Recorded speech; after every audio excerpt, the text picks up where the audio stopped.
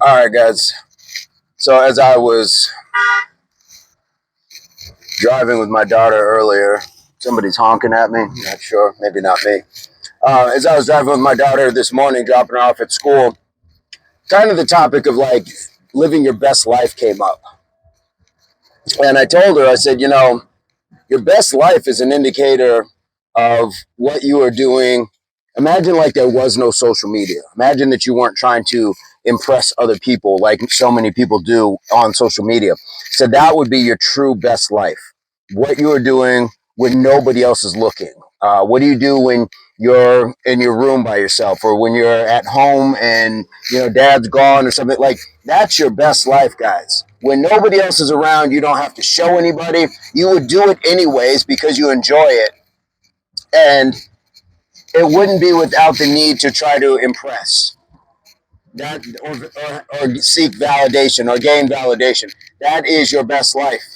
So if I were to break it down, I don't know, maybe just off the top of my head, beyond external social traditions. And by social traditions, it is. Social tradition has been a long-standing thing, keeping up with the Joneses. And that was a fictitious family that was from a movie, I believe, in the 1930s called The Aristocrats. And that's kind of where we got keeping up with the Joneses from. It was about keeping up with somebody doing better than you, and who had the wealth or the resources or just those things. So it doesn't always have to be about finances. Now, keeping up with the Joneses can be trying to keep the appearance that your family is perfect, your parenting is perfect. When, of course, we all know that we're not. We're all humans. And so we should give ourselves that leeway. But it's also something to not try to measure against the next person. What do they say? Comparison is the thief of joy. So enjoy what it is that you're doing.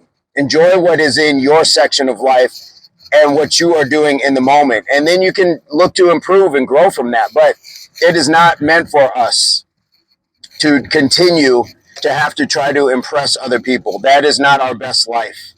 That is not our best life at all. So I hope that this makes sense.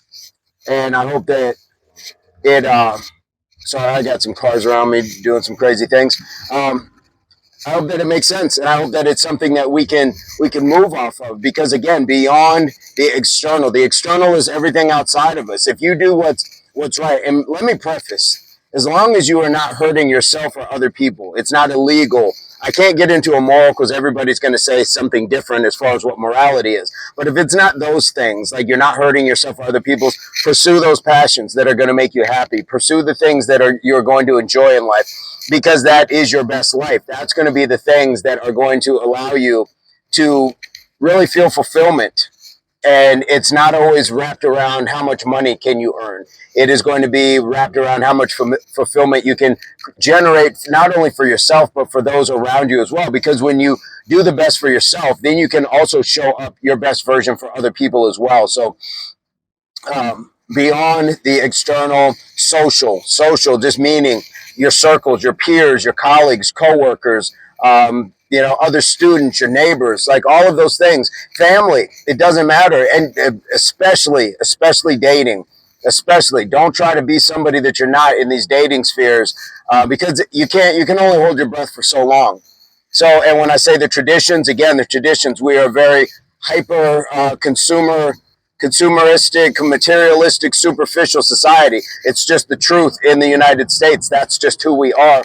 And that's a tradition. That's been a tradition. And a lot of these companies have pandered and created and campaigned to make us overbuy, overeat, overspend, all of these things. And so, again, what would you do? How would you be happy if it was beyond the external, those outside forces, the social and the traditions? What would you do that would make you happy?